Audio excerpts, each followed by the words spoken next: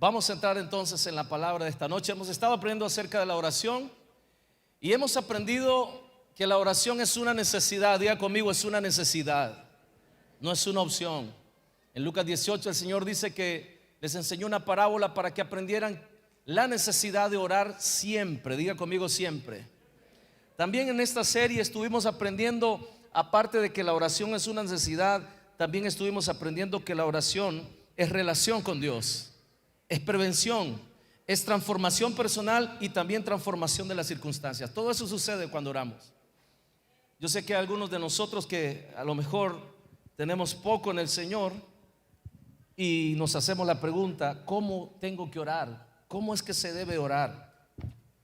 Algunos tenemos ya muchos años en el Señor y a pesar de que tenemos muchos años en el Señor todavía no aprendimos a orar. Por eso la importancia de esta serie. Y hoy quiero enfocarme en los tipos de oración. Quiero comenzar a hablar acerca de los tipos de oración que existen.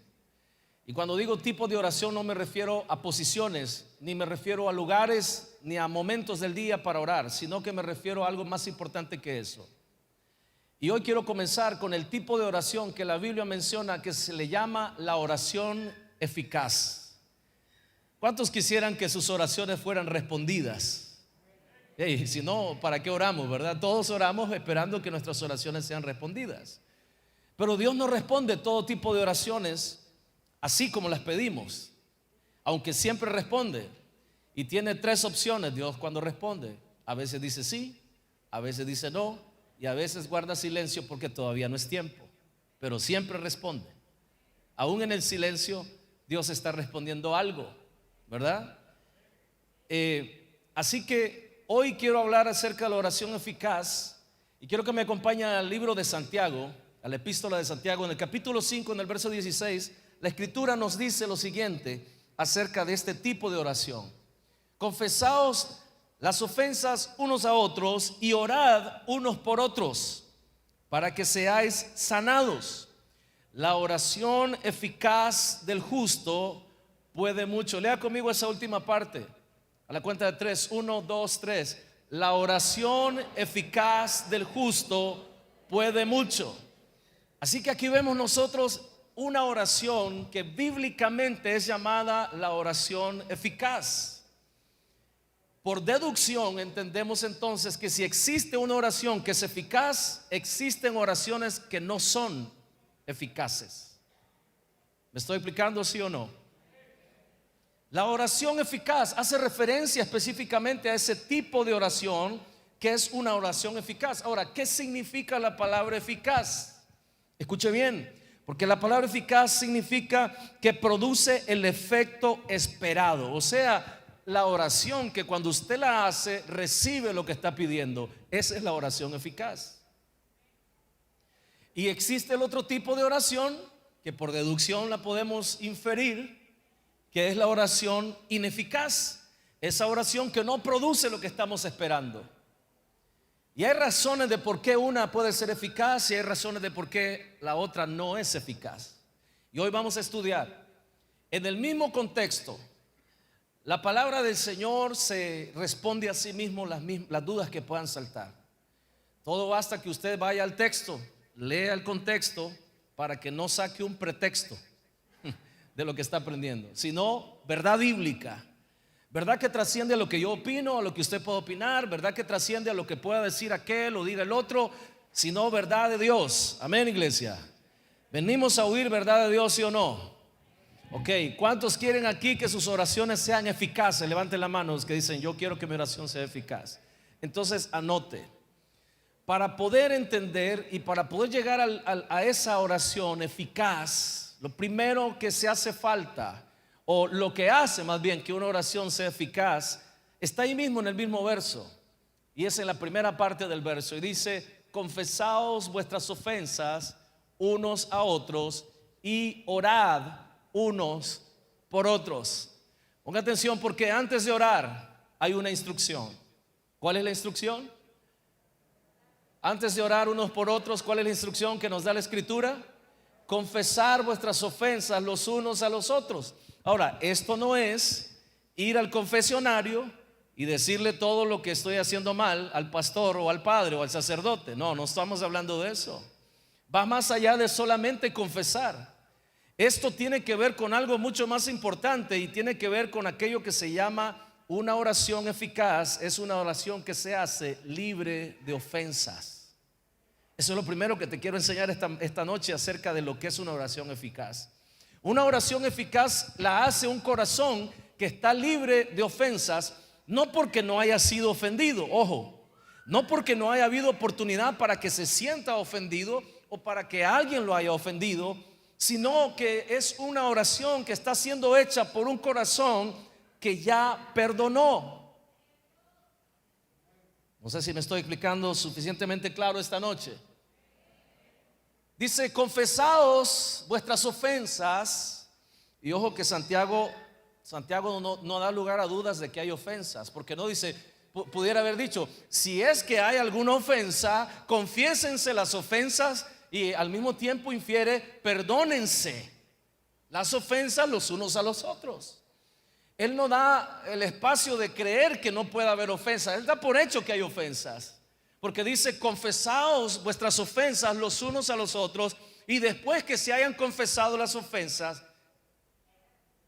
para que sean perdonadas, para que sea la ofensa quitada de en medio, para que lo que estorbe sea quitado de en medio, entonces vengan a orar.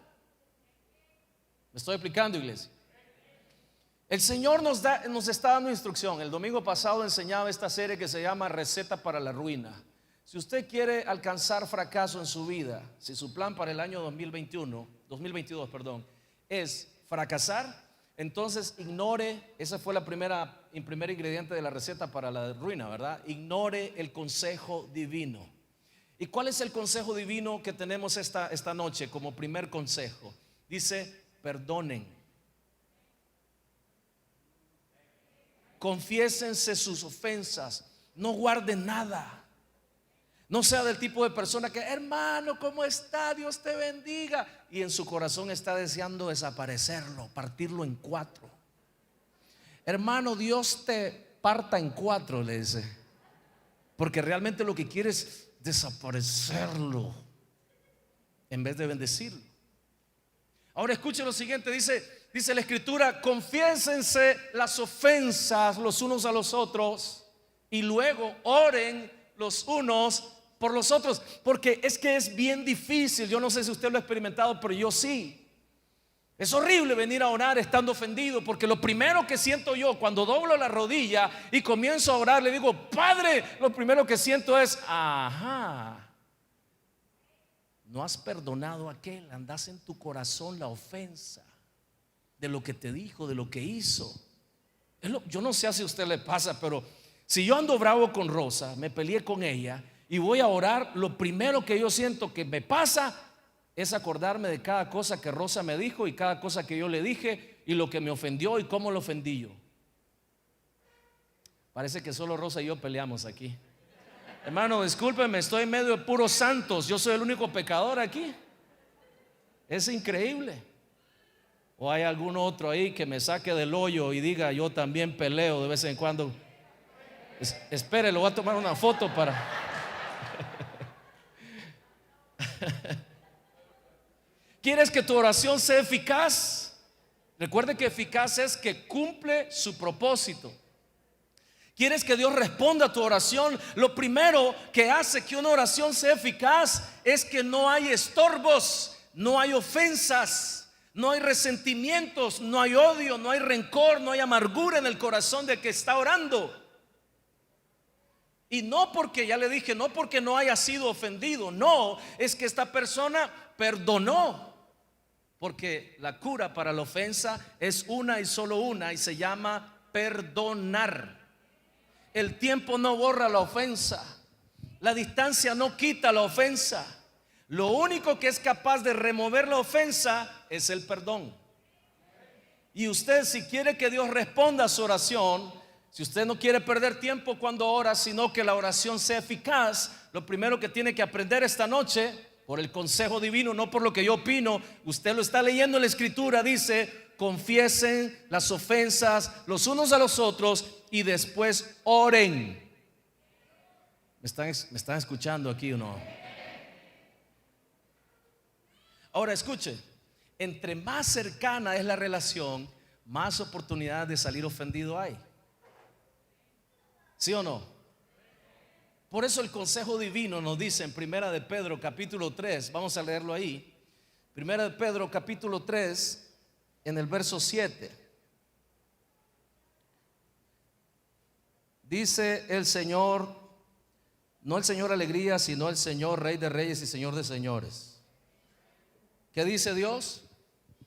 Vosotros maridos, ¿hay algún marido aquí esta noche? ¿Hay un esposo aquí esta noche? Vosotros maridos, vivid con ella sabiamente, dando honor a la mujer como a vaso más frágil. Y las hermanas dicen, y como herederas y como coherederas de la gracia. Y las mujeres dicen, de la gracia de la vida. Oiga lo que dice, ¿para qué? Para que vuestras oraciones no tengan estorbo. Pero eso no solamente funciona para los hombres, el mandamiento, también es para las mujeres. Ustedes mujeres, ustedes esposas, vivan sabiamente con sus esposos, dando honor al esposo como la cabeza de la casa. No todas dijeron amén. No se vale. Como vaso más tosco. No es frágil porque es tosco. Como coherederos que somos de la vida. Ponga atención porque el Señor nos está diciendo. ¿Quién está diciendo esto? Ok, no soy yo, ¿verdad? ¿Sino quién? Dios. Si Dios está diciendo que el hombre debe de vivir con sabiduría con la esposa, de tratarla como un vaso más frágil y como coheredera de la gracia de la vida, para que su oración no tenga estorbo, ¿qué pasa si el hombre no cumple eso? ¿Sabe qué va a pasar? Su oración no será nunca eficaz. Te decía que entre más cercana es la relación, más oportunidad de ofenderse hay. ¿Y qué relación más cercana que la que un esposo puede tener con su esposa? Por eso es que la Escritura nos da este ejemplo. Y dice, sepan vivir con sabiduría. Escuche, la única batalla que usted le va a ganar a su esposa es la batalla que usted no pelea con ella. Así que mejor no se meta. No son bromas. Hay batallas que no podemos o no debemos realmente de pelear. Y ahí estamos en la insistidera, en la fregadera, peleando por tonteras. ¿Y sabe lo que está pasando con la oración de ambos? Tiene estorbo y no está siendo oída. ¿Por qué? Porque ando ofendido, porque me dijo, eso es lo que piensa, seguramente ya no me ama y no sé qué. Y comenzamos a sacar cosas de donde no hay. Y después vamos y oramos. Dios no va a oír la oración de alguien que está ofendido. Entendamos eso, hermanos. ¿Quieres que tu oración sea eficaz? Quita lo que estorba. Perdona. Y en la relación matrimonial es donde, es donde más oportunidades de ofenderse hay.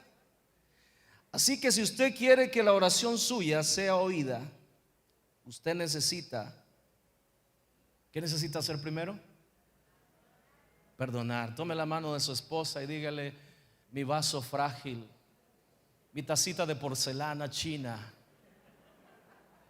te amo y te perdono y te aguanto. Dígaselo. Ahora las esposas a los esposos, mi vaso del apacentro, dígale. Te amo tal como eres, tosco, pero te amo, dígale. Te perdono. O tinajón del apacentro, ¿verdad? Para algunos que están bien hermosos.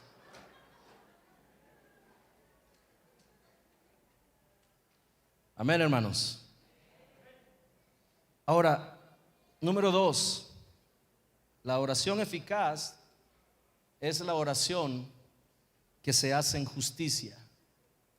Lea conmigo una vez más, Santiago capítulo 5, verso 16. Confesaos las ofensas, vuestras ofensas unos a otros, y orad unos por otros, para que seáis sanados. La oración eficaz del justo puede mucho. Es la oración del justo la que puede mucho, no la oración de cualquiera. Y cualquiera puede hacer una oración, pero que sea oída, ese es otro cuento. Dios va a escuchar a aquellos que caminan en justicia. Dios escucha la oración que se hace desde la justicia. Y en este caso no está hablando de la justicia divina del Señor imputada a nosotros por su sacrificio en la cruz y por nuestro arrepentimiento. Claro que ese es el primer paso para que podamos ser justos. Pero la palabra justos que usa Santiago aquí, en el original griego, es la palabra, déjeme se lo leo por acá, dikaios, se escribe con K, dikaios. ¿Y sabe qué significa? Significa honrado, significa recto y significa en concordancia con los estatutos de Dios.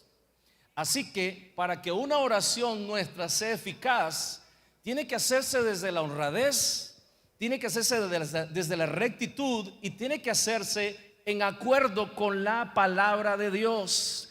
Dios no va a contestar nunca una oración que vaya contra sus propios principios. A eso la Biblia lo llama tentar a Dios, pedirle a Dios que haga algo que va contra su naturaleza. Un ejemplo de eso sería un ladrón por la mañana diciendo, doblando la rodilla: Padre, te pido en el nombre de Jesús que me permitas robar hoy sin que me agarren.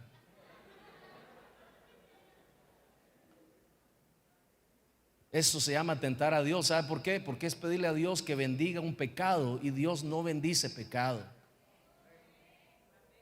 Dios no va a contestar jamás esa oración porque va en contra de su palabra, en contra de sus principios, va en contra de lo que Él ha establecido, en contra de su santidad, en contra de su carácter.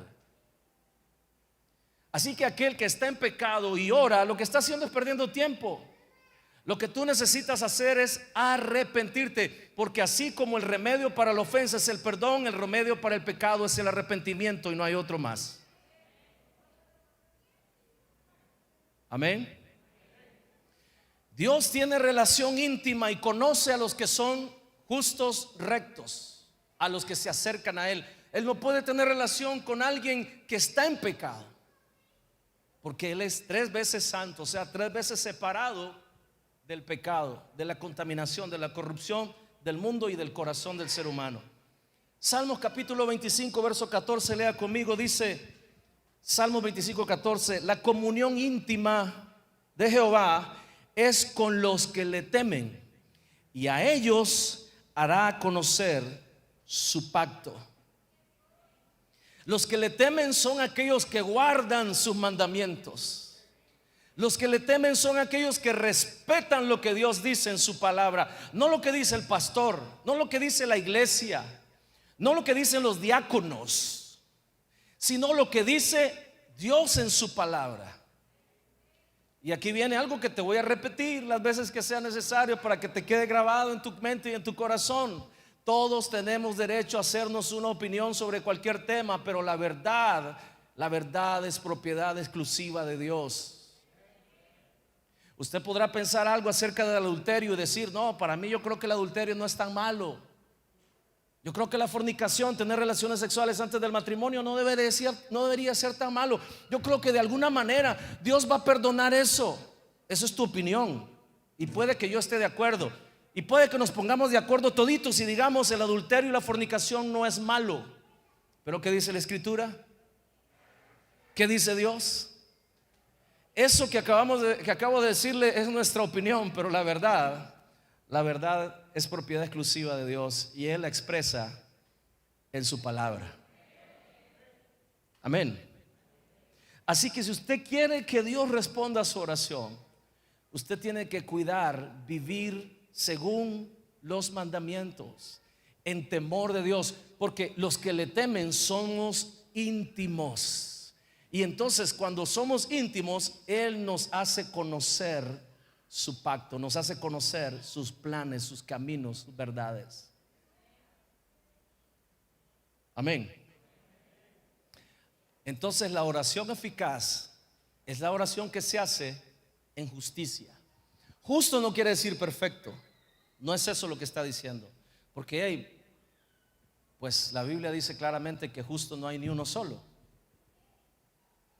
Ya le dije que la palabra que usa Santiago es la palabra que significa honrado, que significa recto y que significa en armonía con los mandamientos de Dios. O sea, está hablando de un hombre que busca agradar a Dios en todo lo que hace. No está hablando de un hombre perfecto que no comete errores, sino que está hablando de un hombre que conoce el temor de Dios. Le voy a contar algo. El cielo ni está lleno ni se va a llenar de hombres perfectos. En el cielo van a entrar un montón de gente mala que se arrepintió de todo lo que hizo. Esos son los que entramos. Porque perfectos nos morimos todos y no queda ni uno, porque ni uno es perfecto. En todos hay maldad. En todos hay malos pensamientos. En todos hay enojo, hay envidia, hay celo. En algún momento de nuestra vida hemos experimentado esas etapas. ¿Me estoy explicando, hermanos? Entonces al cielo no van a entrar perfectos. Al cielo van a entrar hombres que se arrepintieron de ser malos, que recibieron la salvación comprada en la cruz del Calvario por precio de sangre de Jesús. Y por ese sacrificio se nos imputó, se nos asignó perfección. No porque nosotros seamos perfectos, es porque Él es perfecto. Y como Él tomó tu lugar y mi lugar y pagó el precio, entonces ahora por haber creído en Él, se nos llama a nosotros santos, se nos llama a nosotros perfectos, se nos llama a nosotros coherederos, se nos llama hijos, se nos llama amados, se nos llama aceptos, se nos llama nueva criatura, se nos llama hijos de Dios. Pero no porque seamos buenos. Dile que está en la parte tuya: no, si yo sé que vos sos malo, dígale. No se ofenda porque vamos a orar, y si está ofendido su oración no va a servir para nada. Amén, hermanos. Así que la segunda característica de la oración eficaz es la oración que se hace desde la justicia. ¿Quieres que tu oración sea eficaz? Sea honrado, sea recto, pide acorde a la palabra de Dios y hazlo con un corazón arrepentido y sensible a su voz. Amén. Pues si usted anda dándole la vuelta a su esposa, aunque ella no se dé cuenta, Dios sí sabe y no va a contestar tu oración. Si usted se anda pegando para robar la luz del vecino, Dios no va a contestar tu oración. Si usted anda evadiendo impuestos y haciendo trampas y sobornando, Dios no va a contestar tu oración. ¿Sabe cómo me recibió el año nuevo a mí? Con una multa de tránsito. Así. Primer día del año, multado. Yo podía haber dicho, bueno, yo creo que el primer día del año, ¿verdad? No sé, hubiera hablado con la gente, le hubiera dicho, mire, estoy en sus manos. Depende de usted, como hacen algunos. Pero sabe, ni que cueste $1,000 la multa. No voy a hacer eso. No voy a comprometer mi integridad por algo que yo sé que hice mal, porque hice mal. Violé el reglamento de tránsito. Y no voy a pagar la multa y después voy a decir, hermanos, sean íntegros, porque si no, Dios no escuchará su oración. Aleluya. Y yo dándole por debajera al policía. Eso es falta de integridad. Amén. Ahora, usted ni cuenta se da. Y el que me llevo el problema soy yo, porque al final, si yo lo hago y aunque usted no se dé cuenta, sigue siendo condenado por Dios, y el que va a pagar los platos rotos soy yo. Y si el que lo hace es usted, el que va a pagar los platos rotos es usted. ¿Cuántos quieren que su oración sea eficaz? Hágalo en integridad. Viva con rectitud. Recuerde que no se trata de ser perfecto, de nunca equivocarse, porque eso no se puede. Pero se trata de que usted conoce los mandamientos de Dios y se esfuerza para vivir por medio de esos mandamientos. Amén. No le da lugar al diablo en su corazón, en su mente, en su vida. camina acorde y pide acorde a las promesas y a la palabra de Dios. No le pide a Dios cosas raras y extrañas. Así que la oración eficaz es una oración que se hace desde la justicia, no de la suya, sino de la del Señor. Y número 3, dice Santiago 5:17. En el mismo contexto, Santiago, después que dice la oración del justo puede mucho, nos da un ejemplo de una oración que hizo un justo. Y dice en el verso 17, mire qué clase de justo era este: Elías, hombre sujeto a pasiones semejante a las nuestras, y oró fervientemente para que no lloviese, y no llovió sobre la tierra por 3 años y 6 meses. Y otra vez oró, y el cielo dio lluvia, y la tierra produjo su fruto. ¿Cómo era Elías, hermano? Dice que era un hombre sujeto a pasiones como usted y yo. No está diciendo que era un pecador. No confunda esto como que Elías era un gran pecador y oró estando en pecado y Dios le escuchó, porque eso es contrario al carácter de Dios, contrario a lo que dice la Escritura. Esa podrá ser tu opinión y una interpretación torcida para que al final la Biblia diga lo que tú quieres que diga, pero eso no es lo que dice la Escritura. Sujeto a pasiones se refiere a que era un hombre que también era tentado como usted y como yo, que tenía debilidades como usted y como yo, que de vez en cuando tenía grandes dudas. Elías, después que pelea contra los profetas de Baal y de Acera y termina derrotándolos a todos con el respaldo divino de Dios, hizo llover fuego del cielo, quemó el sacrificio, lamió, dice el fuego, la zanja de agua, dejó sequito aquello, y Dios comprobó que el que estaba con él era el verdadero Dios. Y Elías salió triunfante y se fue. Después Jezabel, la esposa del rey, en ese momento le manda una sentencia de muerte. Le dice: si mañana a esta hora yo no he hecho contigo lo que tú hiciste con los profetas de Baal y de Acera, que se me cargue a mí toda la culpa, pero que te mato, Elías, desgraciado. Eso le mandó a decir Jezabel. ¿Y sabe qué hizo Elías? El hombre de Dios quiso descender el fuego del cielo, que mató a esos 1000 profetas falsos. ¿Sabe qué hizo? Salió corriendo a esconderse en una cueva y a llorar y a decir: mejor me hubiera muerto chiquito. Algo así, muerto de miedo. Después que lo vemos a ese hombre de Dios con la unción del Espíritu Santo haciendo llover fuego del cielo, cualquiera podría decir: ¿a quién le va a tener miedo Elías? Y después lo vemos teniéndole miedo a una mujer. No voy a negar que hay algunas que impresionan, ¿verdad? Intimidan. Y los hombres dicen: hoy hay problemas en la casa, seguro. Porque se quedaron callados algunos, ¿verdad? Vemos a Elías, era un hombre sujeto a pasiones. Hoy se sentía más que vencedor, cabeza y no cola, prosperado, bendecido y en victoria. Y mañana era un gusano miserable de Jacob.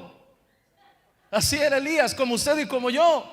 Se sentía el campeón del mundo, que iba a conquistar, que iba a hacer, que iba a venir, y no había nada que lo detuviera. Y vino y se levantó una situación contraria, y ahora se siente miserable. Mejor no hubiera hecho nada, no sirvo para nada. Elías era un hombre así, sujeto a pasiones como usted y como yo. Pero ¿sabe qué hizo una vez? Oró con fe,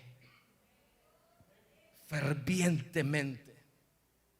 La palabra fervientemente que usa en este pasaje tiene que ver con una oración que se hace con ímpetu, pero que se hace con la convicción de que se va a recibir lo que espera. Eso significa ferviente. Una oración que se hace con fe, que se hace con ímpetu, que se hace creyendo lo que estoy orando. No es una oración fría: ay, Señor, mira, no sé, pero a lo mejor en algún momento puede ser que quizás tú puedas. No, es una oración que se hace con fe, convencido de que el Señor es capaz de hacerlo, convencido que Dios tiene la respuesta, convencido que sin importar lo que esté pasando, el Señor va a obrar. Cuando Elías hizo esa oración, usted sabe lo que le estaba pidiendo Elías a Dios: que no lloviera por 3 años. Oiga, él no estaba pidiendo: Señor, por favor, sáname el uñero de la uña del dedo gordo. No, está pidiendo que no llueva en toda la nación por 3 años y que se mantenga sin llover hasta que él vuelva a orar. Esa fue la oración de Elías. No era una oración menor. Cualquiera que lo oyera puede decir: este está loco, no sabe ni lo que está pidiendo. Ahora pregunto: ¿será bueno que llueva o será malo que llueva? ¿Qué creen ustedes? ¿Será bueno que haya sequía o será mejor que llueva? Lo que estaba pidiendo Elías, ¿era bueno o era malo? No tenga temor, dígalo. Era malo. ¿Sabe por qué era malo? Porque el pueblo era todavía más malo. Elías no está pidiendo algo desde un corazón amargado. Elías está pidiendo algo en justicia, porque aquel pueblo merecía ese castigo. Habían dado la espalda a Dios, habían adorado a dioses ajenos, a Acera y a Baal. Y ahora Dios está usando al hombre justo, al hombre que no guarda rencor en su corazón, para que haga una oración que es eficaz. Y oró Elías y los cielos se cerraron. Y volvió a orar Elías y los cielos se volvieron a abrir. Porque la oración del justo puede mucho. La oración, me comí la palabra más importante. La oración eficaz del justo puede ¿cuánto? Mucho. Elías no estaba pidiendo según su voluntad. No estaba pidiendo desde la amargura: Señor, castiga a este pueblo rebelde, Padre, mándale fuego, Señor, pártelos en cuatro porque no obedecen. Vienen a la iglesia, oyen la palabra y hacen lo que les da la gana. Padre, repréndelos en el nombre. No estaba orando así Elías. Elías estaba orando así porque Dios le había dado la instrucción que orara. Ahora, es curioso esto, pregúntese esto. Estas son las preguntas que nos ayudan a tener más claridad de cómo es que Dios hace las cosas. Pregunto: ¿será que Dios necesitaba que Elías orara para que se cerrara el cielo, o Dios podía hacerlo sin que Elías orara? ¿Cuántos creen que Dios podía hacerlo sin que Elías orara y sin que nadie orara? Pero es que así es Dios. A Él le gusta que seamos parte del milagro. A Él le gusta. ¿Sabe por qué? Porque nosotros somos los más beneficiados de eso. Él lo puede hacer sin que tú ores. De hecho dice Mateo 6 que Él ya sabe lo que le vamos a pedir antes que le pidamos. Entonces, ¿para qué es la oración? La oración nos entrena para tener fe en el Señor, aprender a esperar en Él, que Él obre a favor de nosotros y que corramos a Él cuando nosotros entendemos que las cosas son imposibles. Y eso es lo que está pasando con Elías. Elías no pide eso porque él quiere. Elías pide eso porque el Señor lo está usando para traer juicio sobre su pueblo por la dureza del corazón del pueblo. Ahora escuchen, termino con esto. Voy a pedir a los muchachos que suban. La oración ferviente que Elías hace es una oración hecha desde la posición de esperar con convicción lo que está pidiendo. Y el mismo Santiago, en la misma carta, pero en el capítulo 1, vamos a ir ahí, en el verso 6, escuche lo que dice Santiago. Esta es una instrucción de cómo debemos de orar. Santiago 1:6 dice: pero pida con fe. ¿Cómo tenemos que pedir? Con fe. Esta fe es la convicción de lo que se espera. Amén. Es la certeza de lo que no estamos viendo. Elías no estaba viendo sequía, Elías estaba esperando sequía. Yo no sé qué es lo que tú no ves, pero que estás esperando. Llegó el momento de la noche de hoy para que usted y yo hagamos lo que hizo Elías: pedir con fe lo que esperamos, aunque todavía no veamos nada. ¿Hay alguien aquí que vino con ese deseo de orar, pidiendo a Dios que haga algo que todavía no vemos? ¿Hay alguien aquí que vino con fe? Porque escuche, la oración eficaz tiene que ver con pedir con fervor, convencido de que voy a recibir o que va a pasar lo que estoy pidiendo. Y dice Santiago: pida con fe. ¿Cómo tenemos que pedir, iglesia? Dile que está a la par tuya: pide con fe, no dudando, que dice, nada. Porque el que duda es semejante a la onda del mar, que es arrastrado por el viento y es echado de una parte a otra. Así que la oración eficaz es aquella que se hace libre de ofensa. La oración eficaz es aquella que se hace en justicia. Y la oración eficaz es aquella que se hace con fervor, o sea, con confianza de recibir lo que vamos a pedir. Y esta oración es la oración de un hombre. Ponga atención. Esta es la oración de un hombre que ha quitado de su corazón lo que estorba. No es un hombre que es inofendible, porque no existe. No, es un hombre que fue ofendido, pero decidió perdonar. Decidió quitar lo que nos estorbaba, porque él no quiere que su oración tenga estorbo. ¿Qué decía 1 Pedro 3:7? Vivan con ella sabiamente, varones, esposos, considerándolas como coherederas de la gracia, como vaso más frágil, para que tus oraciones, ¿qué dice?, no tengan estorbo.